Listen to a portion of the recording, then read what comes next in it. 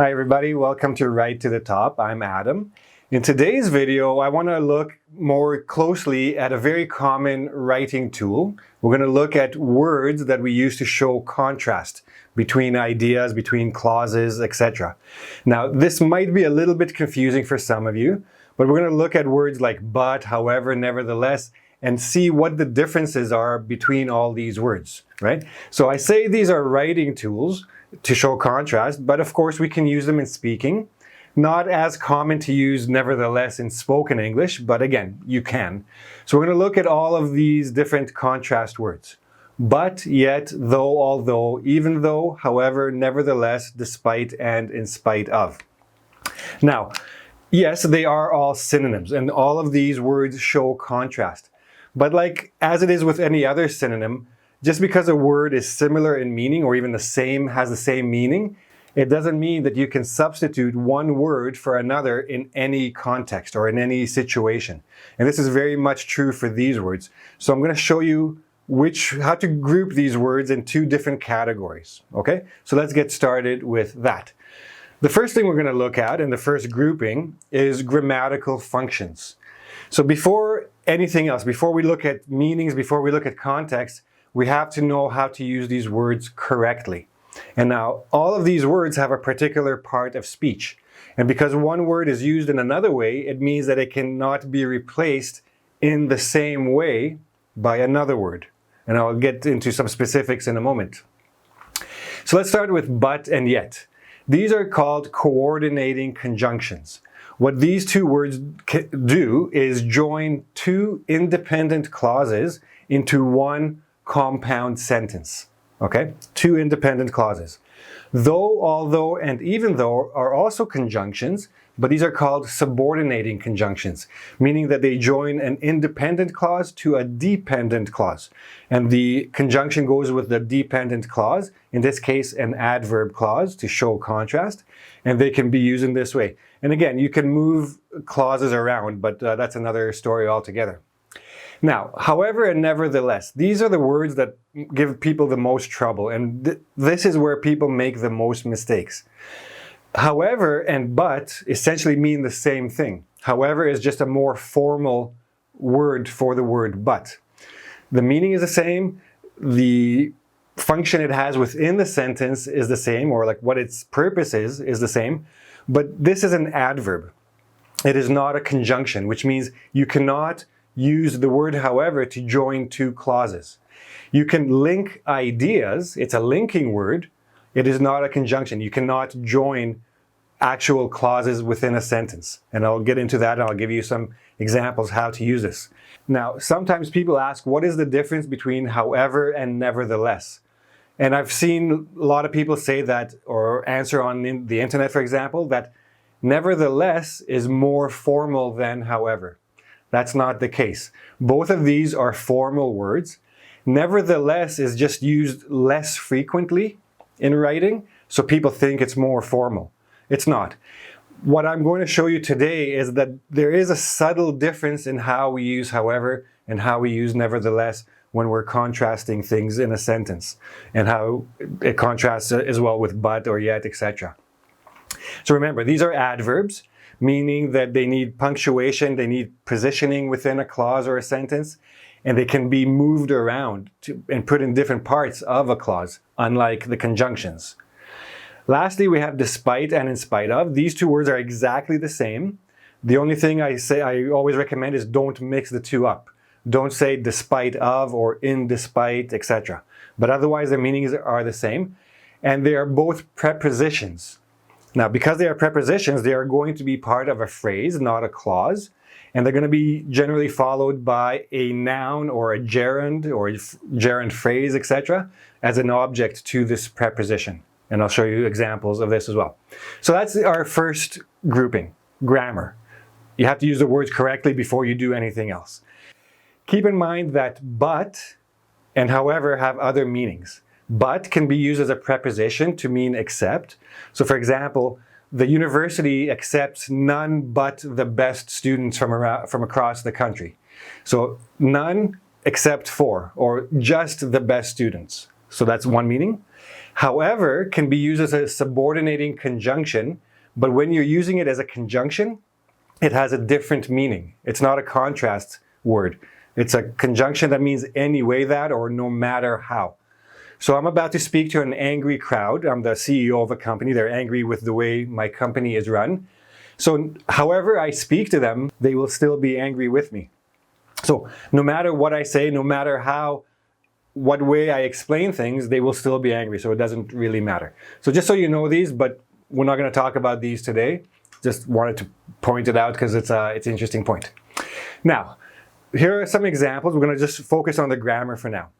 Studies show that men earn more than women, but women spend more than men.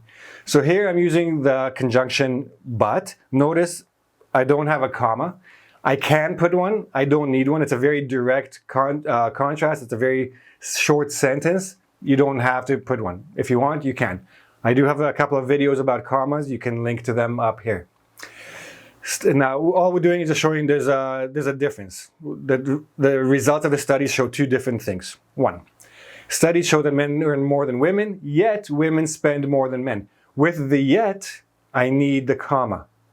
Now here, we're already starting to see a subtle difference. But, I'm just showing a contrast. Yet, I want to a little bit emphasize the fact that men earn more to raise an expectation. But I'm not going to get into this yet. That's coming soon enough. One other thing I want to show you.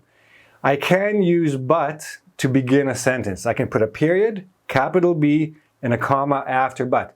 So studies show that men earn more than women. But women spend more than men. So notice I stress the word but, and I take a little pause, and then I go on to the contrast. In this case, when you're using it like this but has the same idea, the same connotation as yet. Okay? I'll explain this difference soon enough. And yes, you can begin a sentence with a with a conjunction and or but. It's not very formal, so don't do it on the IELTS or TOEFL exams or formal academic writing. But it is technically, grammatically okay. Next, studies show that men earn more than women. Notice I have a semicolon, a small h, and a comma. However, women spend more than men. In this case, however, has the same meaning and function as but. The but after the comma or the without the comma. Now, I can also put period and capital H, which I'll show you in a second. And I can put the however in different places, which I'll show you in a second. Same applies to nevertheless. Nevertheless, I have semicolon, small n, comma, and go on. However and nevertheless, you might sense there's a slight, very subtle change in tone and connotation between the two sentences. I'll explain that. Studies show that although men earn more than women, women spend more than men. Studies show that men earn more than women, although women spend more than men. You can put the clause, you can put the conjunction with either clause to subordinate it. Depends which one you want to be stronger. This is pretty straightforward, I think. Studies show that despite men's earning more than women, women spend more than men. So notice here I have the gerund here, I have the object to the preposition, and I can do it another way. Studies show that women spend more than men despite men's earning more than women. You can mix around the order, that's not really important. As long as you get the main idea and you're emphasizing the correct information. And we'll talk about that emphasis in a moment. Just a couple of other notes. Let me just erase all of these guys. Okay, so again, you can put period, capital H. You can start a brand new sentence. You can do the same thing with nevertheless. You can also move these words around. Again, remember, these are adverbs. They can be put in different parts of the clause. Studies show that men earn more than women. Women, however, spend more than men. And in this case, you're going to have comma before and after, however. And it's being used like but. Notice, though, with nevertheless in the bottom here, I don't have the commas. Why? Because here, nevertheless has a slightly different function. It is there to emphasize something. In this case, it is there to emphasize the fact that they are spending more. So I'm using this as an adverb to modify a verb. Okay, and that's why there's no commas. However, with the two commas is contrasting the entire clause with the previous sentence. The entire sentence with the previous sentence. That's why I put it between commas. Nevertheless, generally is going to modify a verb just like a regular adverb does. And we'll talk about that in a moment as well. So there you go. That's the grammar side of these words that you need to keep in mind. Now we're going to get to something a little bit more complicated, and I'll give you a lot of examples to make it clearer, I hope. So I tried to make this into like a little bit of a diagram as much as I could. Here's what you have to keep in mind about the different groupings of words. So I have one grouping: but, however, though, and although. That's one grouping. All of these words basically work in the same way. And then I have nevertheless, yet, even though, despite, and in spite of. This is a different grouping. These words have a slightly different connotation, a slightly different usage in context. So when I'm using the balanced contract with but, however, here's one piece of information, here's a different piece of information. They have some sort of relationship, but they're just different. I'm not really concentrating on either one more than the other. Both of these pieces of information are equally important. Generally, the one that will come second will lead into my next sentence and continue from there. So, Tom's family is wealthy, but they have massive debt. So they're wealthy, this is a fact, they have massive debt. So they have a lot of money, they owe a lot of money. So these are contrasting ideas, and that's why I'm using but. Remember, when you're showing contrast, you're showing an opposite, a negative or positive relationship, or just a difference, right? He likes her, but she doesn't like him. So opposite feelings.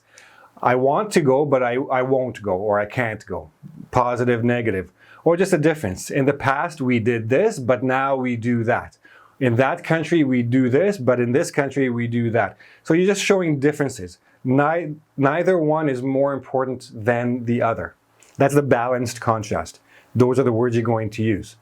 Next, we want to have the emphatic contrast.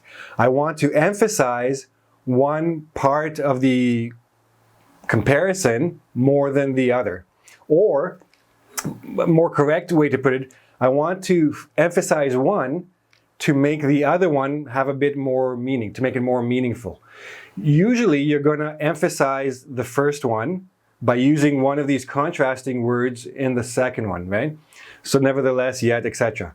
So what you're doing by using these words, you're creating an expectation. So here's a piece of information. You're creating a certain expectation for a result or an extension in the second part for the reader. And then when they get to that second part, it's the complete opposite of what they expected. So you create a bit of a shock to the reader because what's expected and what is reality are very, very different, right? So you have a very stark contrast, not a balanced contrast. Tom's family is wealthy, nevertheless. So as soon as I see that word nevertheless, I already understand that my expectation will not be met. If Tom's family is wealthy, I expect that Tom has a lot of money. Nevertheless, so they are wealthy. Yes, that's conceded. That's accepted. That's true. That's accurate. Nevertheless, Tom is broke. Okay? So I want to emphasize that contrast. Now, I'm going to show you more examples. Hopefully this will make it a little bit more clear. Okay, so we're going to look at a couple of simple ones just to get us started. It is sunny outside, but it is cold. Now, first, let me give you a little bit of background. I'm saying this sentence in January in Canada. Okay, it is sunny outside, but it is cold. That's fine. In Canada, if you come to Canada in January, you can have very beautiful sunny days, blue skies, very bright sunshine, but minus 20 degrees Celsius. So if you say it like that it's sunny, nobody expects anything. They know January in Canada is cold. So I just use but. I'm showing contrast. Sunny, but cold. There's a difference in terms of what we can see and what we can feel. If I say it is sunny outside, nevertheless it is cold, this seems a little bit overworked, right? Like I don't need this word nevertheless. Why? Because there's really no expectation that it would be warm in January in Canada. But if I say this sentence in June and I say it is sunny, it is cold nevertheless, or nevertheless it is cold, then that actually works because it's the exact opposite of what is expected on a sunny day in June. On a sunny day in June, you don't expect cold. You expect warm or even hot. So this works in that case. In January, but. In June, nevertheless. Just to show balanced contrast, emphasized contrast. Okay, so I hope this makes it a little bit clear. Craig loves steak, but he rarely eats it because of his high blood pressure. I could use but or nevertheless. Why is but the better choice? Because a lot of people love steak but don't eat it. Maybe for health reasons, or they can't afford it, or they're on a diet, or their partner's a vegan and they don't want to make them feel bad. There's lots of reasons not to eat steak. It's not a big shock that people who love steak don't eat it. So but works. Nevertheless, a little bit too much. I don't need to emphasize that contrast. It doesn't make sense to do that. But we're going to look at situations where you do want to emphasize. A couple of good and bad examples. People used to retire when they reached 65 years of age, but nowadays many continue to work well into their 70s. So the word used to, I'm talking about the past. Nowadays, I'm talking about now. So of course, people expect that things change, attitudes change, behaviors change, reality changes. So there's no shock value in saying that it used to be like this, but now it's like this. So to say nevertheless doesn't actually make much sense because nobody expected it to stay the same. Change happens. But look at the next example. These days, people can afford to retire at 65 in relative comfort. Nevertheless, many choose to continue working. So today, people can retire, like they can reach 65 years of age and have enough money to just live their lives comfortably without working. So right away, you create an expectation that, well, yeah, most people would quit. But no, many choose to continue working, right, for whatever reasons. And the next sentence will probably discuss those reasons. So I'm emphasizing the fact that they can retire, but they don't want to, right? In spoken English, I have the power of stress, putting stress on words so that I can use but you still understand there's a big emphasis. In written English, you don't have that stress. So you have your choice of words to do that for you. In this case, nevertheless is a good example. However or but, a little bit weak. Not wrong, you can say but, you can say however. It doesn't have the same effect because you're making it a balanced argument where there's a clear expectation of something different. Okay? I'm going to give you some more examples. I mentioned before it depends on the next sentence, what the next sentence or the rest of the paragraph will be. Let's talk about that. Studies have shown that standardized tests are not effective means of gauging a student's prospects for success, but many colleges continue to rely on them. With so many applicants applying each year, the schools need some way to ...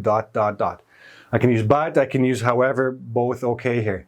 Now, the reason I would use however here, if I'm writing in a more formal way, is because I'm not too concerned about the tests, I'm not too concerned about the students. My focus is on the colleges or the universities, which is why I place them second, and I don't emphasize the contrast because I'm just giving you information about the school. In the second example, I used nevertheless. What using nevertheless does is it brings the emphasis back to the students or back to the ineffective tests.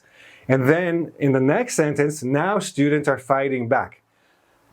Because I place the stress back on the first sentence, I can come back to it going forward and talk about the situation, about the tests, about the students, about the unfairness of it all. But just a little tip here for you who want to write better. If you're not sure that you're going to do this correctly, and you want to make sure you have a link between sentences, the best thing to do is put your last point at the end of a sentence and continue from that point into the next sentence. I'll show you here. Many colleges continue to rely on standardized tests, despite studies having shown that they are not effective means of gauging a student's prospects for success. Now students are fighting back by ... So now I'm using despite. Remember, you have all these tools so that you can play with sentences. You can play with syntax, with positioning and all that stuff. And now I put students closer to students and I have a more direct link. Again, both sentences would work equally well. Nevertheless, brings back the stress, the emphasis, despite also puts the emphasis, but it lets me put the different information at different places in the sentence and create that link between sentences. Okay? This is a little bit advanced writing tips, but again, hopefully you understand the uses of the words. That's my main mission here today. One last thing. I got in the comment section on YouTube, someone asked me about a sentence I used in one of the essays I made a video for, and I used but and nevertheless together. And she was wondering if that's okay. So yes, it is actually okay. Technically, grammatically, it's fine. Is it redundant? It can be. So you be very, very careful in using but with however, but with nevertheless and however with despite. If you're not sure, don't do it. But if you're comfortable with it, it's for style, it's for emphasis, go ahead and use it. Watching videos on a smartphone is bad for one's eyes, but people are watching more and more videos this way nevertheless. Nevertheless reminds the reader that the people are aware that it's bad for them, but they do it anyway. Anyway is informal. Nevertheless is formal. It just stresses the fact that they have the knowledge, but they choose to ignore it and do something anyway. So I'm stressing the fact that they have the knowledge. I admit it. It's true. It's accurate. Doesn't stop them from doing what they want to do. Watching videos on a smartphone is bad for one's eyes. However, despite the potential damage to one's vision, people are watching more and more videos this way. Now, why can I mix these? Remember, but is a conjunction, nevertheless is an adverb. They have two different grammatical functions. So you can use both. But joins the two clauses, nevertheless stresses a certain part of the first clause. However, linking adverb to join two ideas, to link two ideas in a contrast, despite to emphasize the fact that they have this knowledge and that there is a potential for danger, for damage, it doesn't stop them from doing what they want. And last example. Having failed to secure a promotion on several occasions, Tom feels frustrated, but nevertheless remains optimistic. The but, conjunction to join the two clauses, Tom feels frustrated, but he remains. I took out the he, it's not necessary. Nevertheless, again, remember, it's an adverb. All it's doing is emphasizing the verb remains optimistic. Remains what? Optimistic. All I'm doing here is emphasizing something. I'm stressing it. I'm adding style to my writing. That's all I'm doing. It's not wrong. Some people might look at it as redundant. I look at it as a stylistic tool that you can use in your writing if you use it correctly. Okay? And that's it. That's all there is to it. I hope this was a little bit helpful. If you have to watch it again, do so. It's very important to know how to use all of these words. I see people making mistakes with them all the time. Try to avoid doing that. It can really confuse a reader as to what you're trying to say sometimes. So, last thing I want to say, if you really want to learn this kind of stuff, like the specific subtle differences between words, read. That's the only way to really improve, is to see it in action and to see it in action a lot. Of course, you can also ask me, and you can come to my Instagram and Facebook pages at right to top. You can ask me in the YouTube comment section. And please come join my Facebook group, Adam's Writing and Reading and Writing Lab. There are a lot of members right now. You can join them. You can read articles. You can comment. You can interact with each other. Practice. Use it, use it, use it. It will improve. Okay? I hope this was helpful for you. If you have any questions, again, ask me below. If you like the video, click like. Don't forget to subscribe to my channel and hit that notification button so you'll know when a new video comes up. I'll see you again soon, hopefully with another useful video. See you then. Bye-bye.